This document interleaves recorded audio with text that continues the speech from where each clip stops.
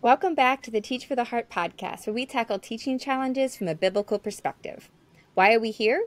Because we don't believe that our spiritual walk and teaching profession should exist in two separate domains. Rather, the hope we have in Christ should change how we approach everything, not just at home, but at school as well. So join us as we explore both the spiritual and practical sides of key teaching challenges, integrating them together so we can succeed at teaching, glorify God, and make a lasting difference in our students' hearts and lives. This episode is brought to you in partnership with the Herzog Foundation. Today, I'm so excited to be talking about how we can communicate better with parents. And I have today with us two people. We have Adrian and Jen with us today. Jen is one of our team members here at Teach for the Heart.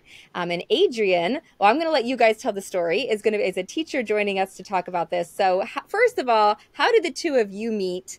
What's the background for this? Well, I taught for a couple years before being a stay-at-home mom. And so when my children went into the school system, we put our kids in public school. And I just felt like, okay, well, I have this background and I know how hard it is as a teacher, especially I taught high school. So dealing with elementary school age, I thought the more hands, the better. And so I just would offer myself each year to the teachers to come in and help with math time because that's when I taught. And every year I would either be used or not. And Adrian, I was able to support a couple years through our different children. Oh, for sure. Yeah. So for the longest time, I taught solely math at elementary school. And so I was just eager to get Jen's experience. When she was in my room, I had one of her children in math class, of course. And so she would come in regularly every Friday as a parent volunteer. And what I loved about Jen is she took that initiative to add another strategy or to sit with that child that was struggling. She didn't wait for me to point it out. She knew what needed to be done because she was a seasoned teacher, and I love that. And since then, I have been regularly trying to recruit her to come back and teach in my building. I don't think I'll be successful, but I'm going to keep trying. It's true. Every year I get a message from Adrian. Do you want to be an elementary teacher? You might have to fight me for her, but that's okay. But I hope you guys listening can see why we're having Jen and Adrian together, because we have Jen, who has been a teacher, but in this relationship was on the parent side, and then Adrian on the teacher side. And they kind of talk about some of the strategies some of this experience from both sides with the parent-teacher communication. Before we get into that, Adrian, can you just share a little bit about your background as a Christian, as a teacher? Sure. I was fortunate enough to be raised in a Christian home, and then even more fortunate to marry a Christian man. So when I was a young 20-something, I had a Christian woman come alongside and mentor me through all the stages of life and marriage and child rearing and all that. So she kind of helped really guide me in many aspects of my life. And when I was at college, I wasn't really sure what I wanted to do. So I talked to my high school youth pastor, and he said, "Adrian, I always thought you would be a good teacher." And I never saw that in myself, but somebody else saw that in me. So that was kind of what springboarded me into teaching. And so I was a stay-at-home mom like Jen for many years, and then a substitute teacher for many years. And that was very helpful for me to get to see the different ways that teachers interacted with students or communicated with parents. And so I got to not just jump into my first year of teaching as a new teacher, but I had some tools under my belt. So that was very helpful. Yes, for sure. So, Adrian, we're talking today about parent communication. So, what are some of the challenges you've faced in communicating with parents and families of students? Oh, for sure. I guess the biggest challenge is parents are busy. Getting them to respond to various forms of communication sometimes can be kind of tricky, especially if it's not by text. And I just have a personal policy where I don't give out my cell phone number to parents, except during COVID, and we did remote learning, and that was one exception. But I communicate either by email or phone or sometimes a handwritten note. And with parents and their busy schedule, sometimes they're not able to check email as frequently, or they forget to give the updated email to the school secretary because it's the last on your list of things to do, right? When you're a soccer mom and all that. So that's kind of a challenge for me, is to get that initial communication started. I guess one more thing, if I could jump in too, is that you have to be intentional to find the best method of communication for each family member.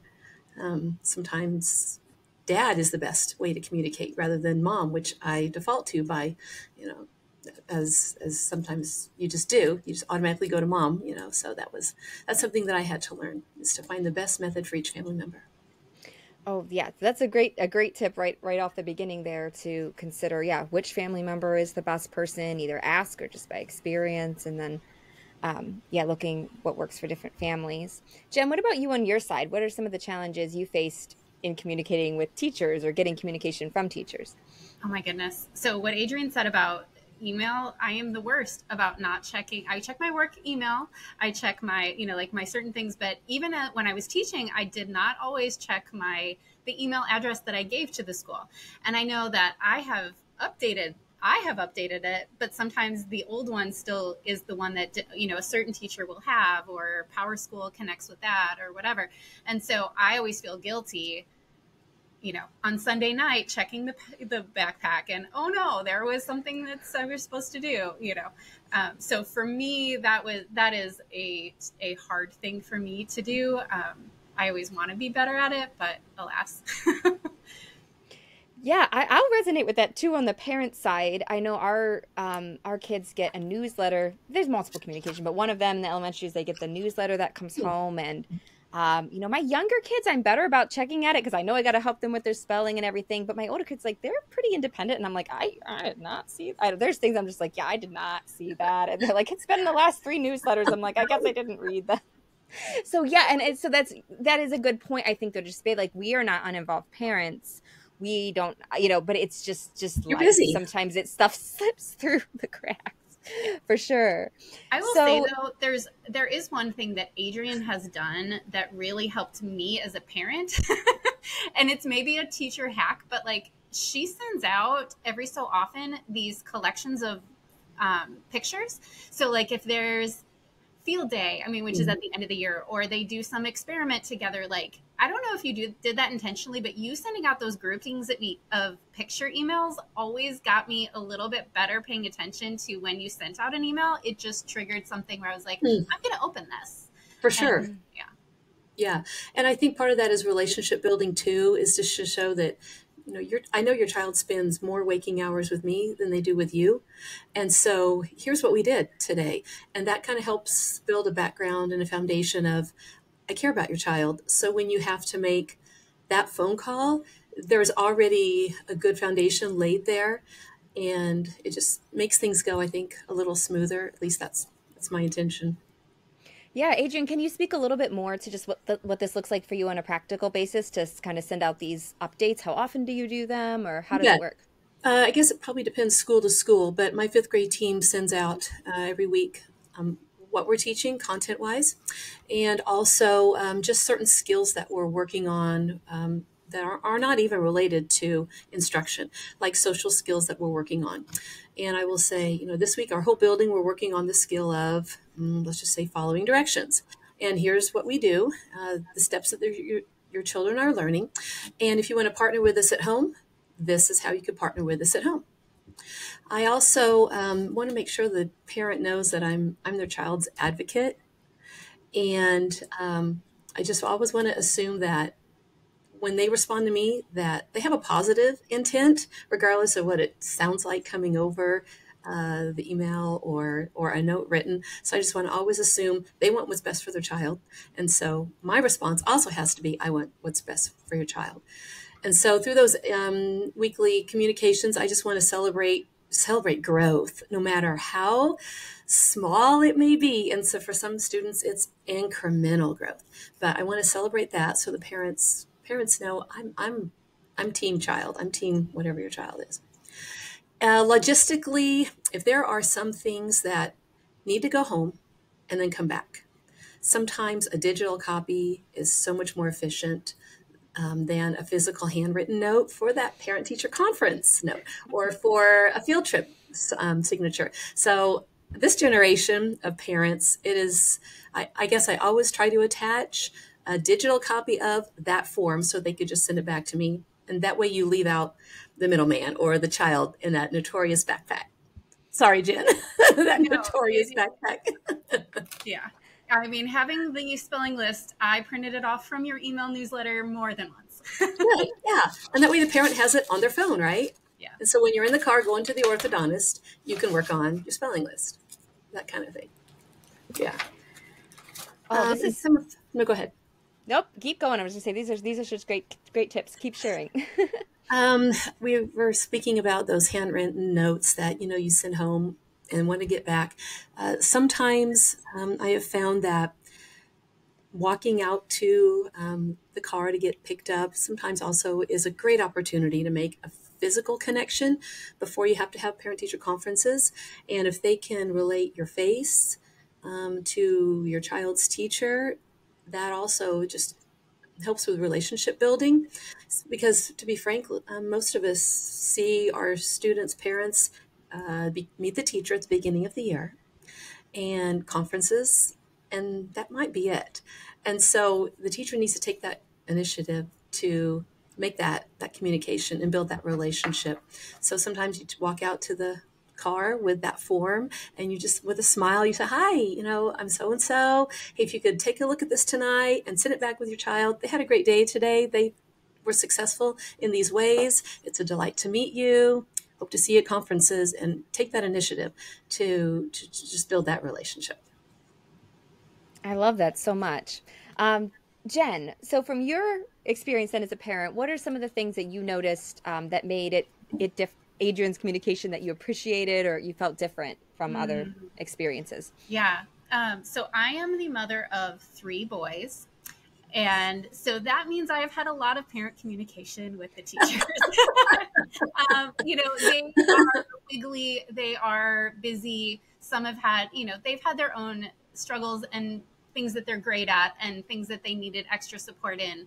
And I can just remember there was one teacher that we had for my middle son, and I did not get any real communication. I said at the parent teacher meet the teacher day, I said, I really want to know if there's any struggles, if there's anything. And then I felt really blindsided when I went in for the parent teacher conference, because there had been a lot of negative that had happened. And the teacher used the clip system, and he was coming home with a lot of red. So I guess I did hear that, but then at a certain point, she just stopped sending them. And so I thought, oh, it's better. And it turns out it wasn't. And so we don't have ours until October. So it was already well into October. And I realized this kid has been really struggling and is feeling terrible about themselves now. And so that was really hard. And so on the opposite end with Adrian, my youngest one is the baby of the family, and he has, as happens with parents, I stopped hearing some of the things that he does, or the whining and that. But as a teacher, you hear that. And so Adrian was really good about saying, hey, so there's a couple things that we want to work on with this kid, and I'm going to, it's just exactly what she said earlier, but it was very like, here's the skill that we're working on this week. And I knew that it was a skill that he needed to work on.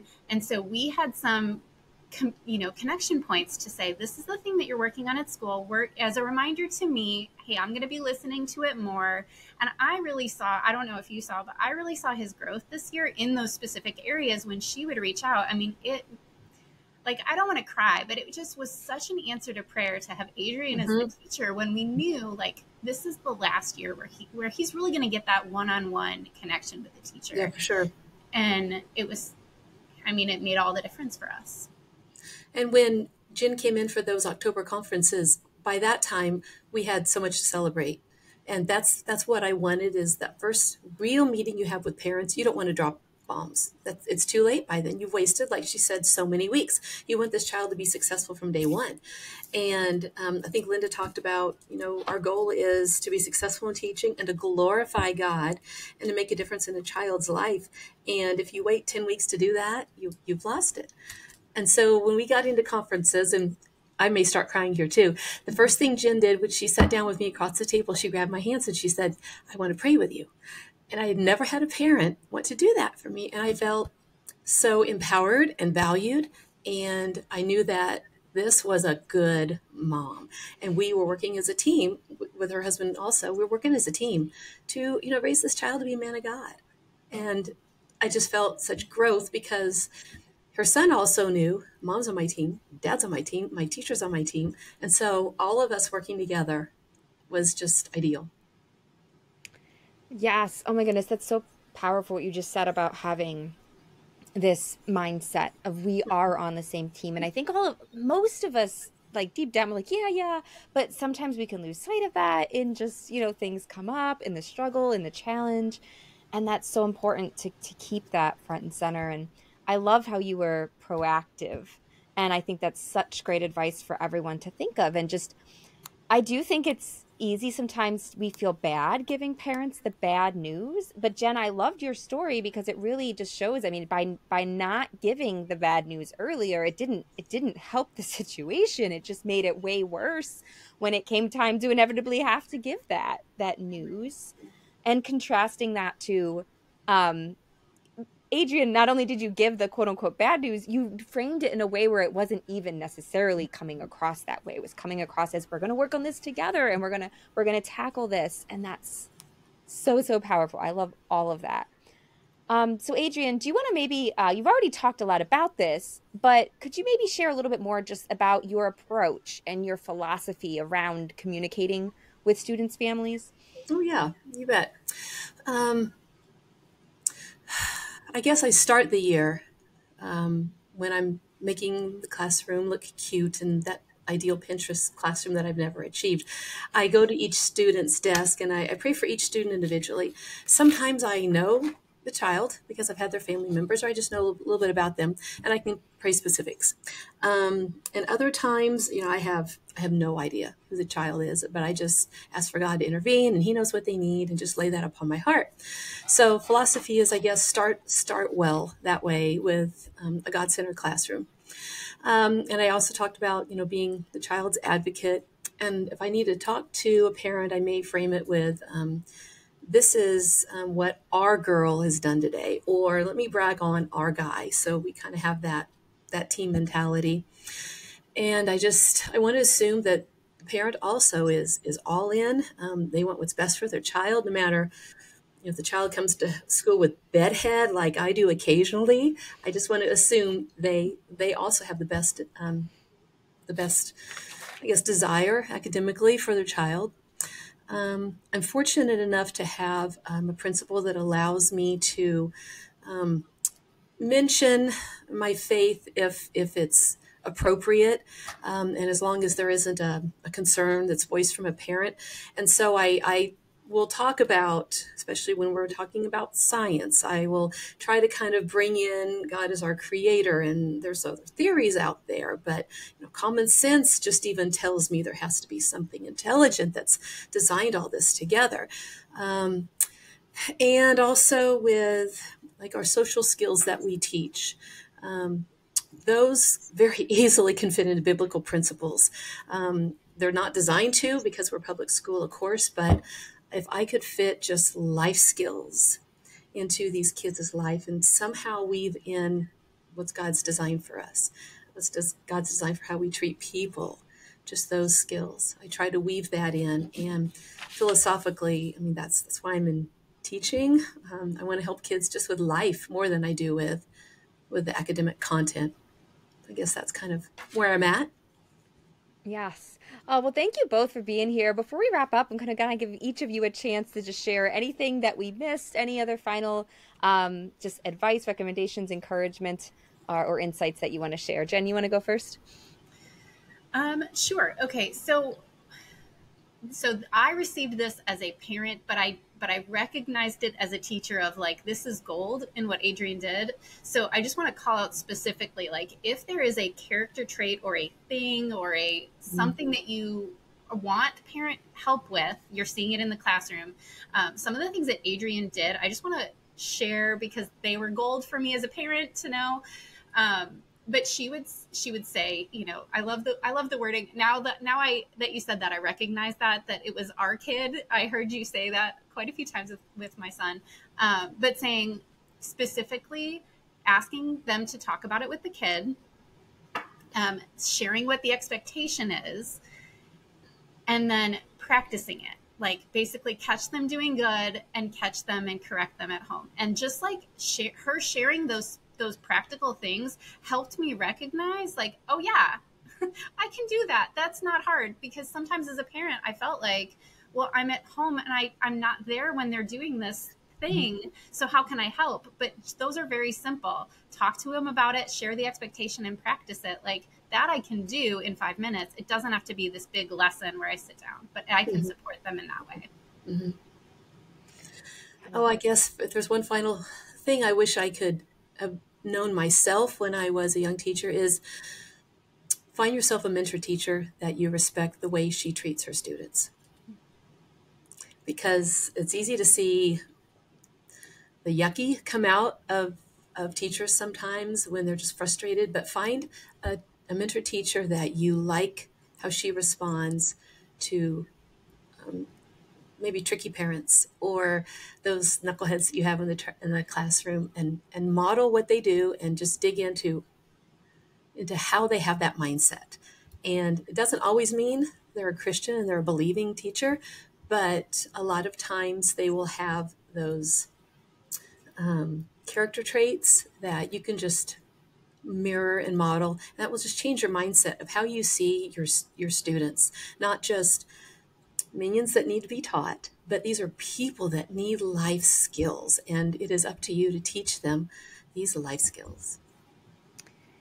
Well, thank you, Adrienne. Thank you, Jen, so much for being here. It was so great to hear about your experience from both sides and to get those insights. And for those of you that are listening, we'll have all the notes and the links from this episode at teachfortheheart.com/318. That's teachfortheheart.com/318.